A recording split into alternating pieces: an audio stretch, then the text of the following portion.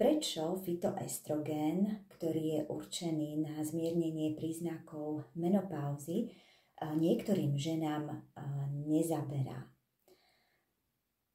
Dáme si také vysvetlenie. Vieme, čo je to estrogén. Estrogén sa v našom tele tvorí, postupne vekom sa vytráca, až nakoniec sa úplne stratí a robí šarapatu v našom tele.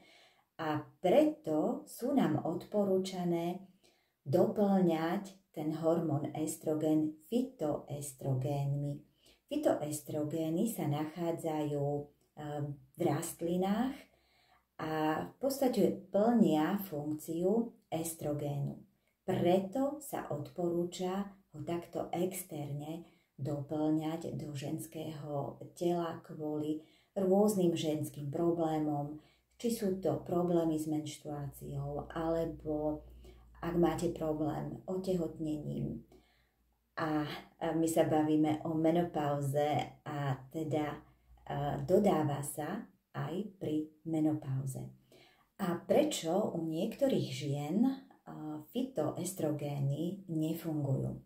Nefungujú kvôli tomu, že majú problém s črevami, s mikrobiómom čriev. Čreva, ja vám tu teraz trošku prečítam, čreva nie sú len obyčajné potrubia, ale otvárajú náš tráviaci systém.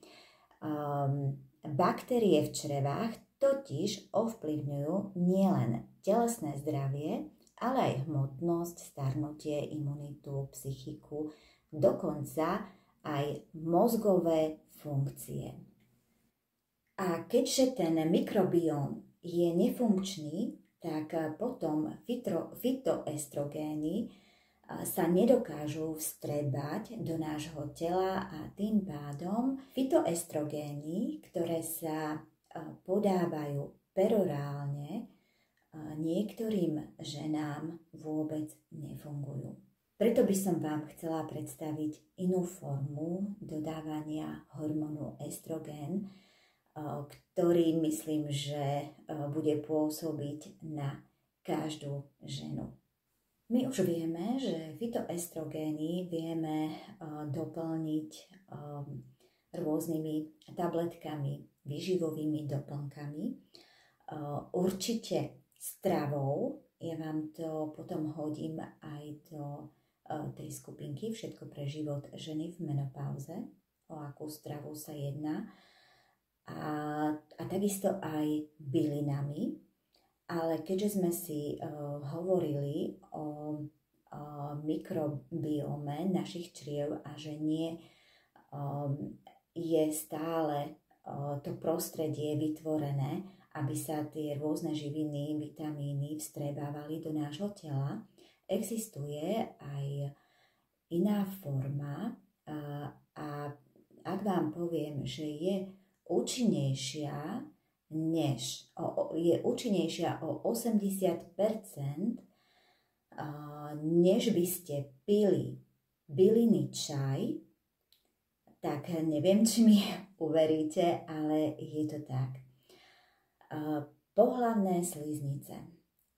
Pohlavné sliznice sú ďalšou cestou príjmania hormónu estrogénu. Mnohé z vás, možno za mladá, alebo keď ste intenzívne používali rôzne vložky, neznášali ste ten pocit. Poznám ženy, ktoré, keď som im povedala o tomto systéme, tak nechceli o vložkách ani len počuť, lebo tie vložky im spôsobovali svrbenia, rôzne mykózy, takže vložky preč.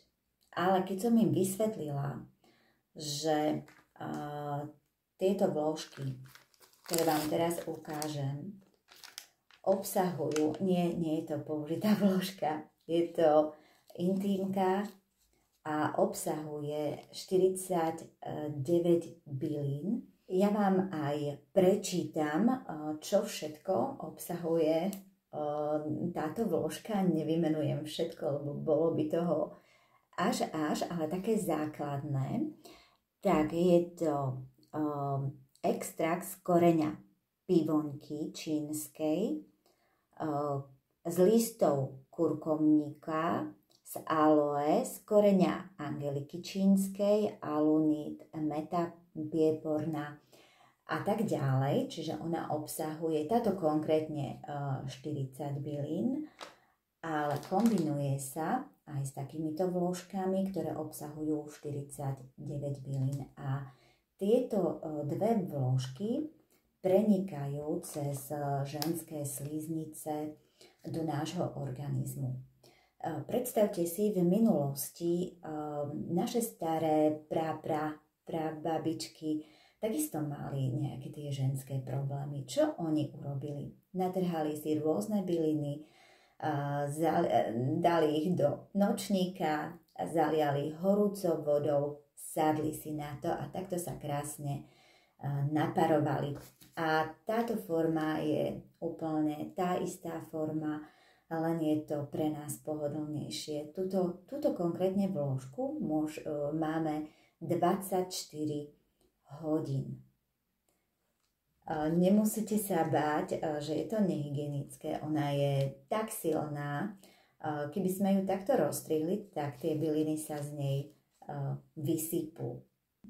A teraz naopak si predstavte vložky, ktoré kupujete bežne v drogériách. Oni sú vyrábané z odpadového materiálu, sú bielané chlórom a kadečím a vy tieto látky, tieto chemické látky v podstate naparujete, nasávate do ženského organizmu a preto sa dejú tieto rôzne naše zdravotné problémy, mykózy, cysty, myómy, rôzne zápaly. Je už o tom, ja som veľmi rada, že už sa o tom aj verejne rozpráva. Ja mám k dispozícii video, ja som zhodou okolností bola v to ráno doma a sledovala som Teleráno. A v Teleráne sa práve o vložkách, o menštruačných pomôckach rozprávala moderátorka s gynekologičkou a tá gynekologička presne rozprávala o tom, že nám tieto menštruačné pomôcky škodia a čo všetko spôsobujú. Tak ak by ste mali záujem, napíšte mi do súkromnej správy Andrea Hirková na Facebook a ja vám to Teleráno, ten príspevok veľmi rada pošlem, aby ste si vedeli porovnať tieto vložky, ktoré ja vám momentálne ponúkam.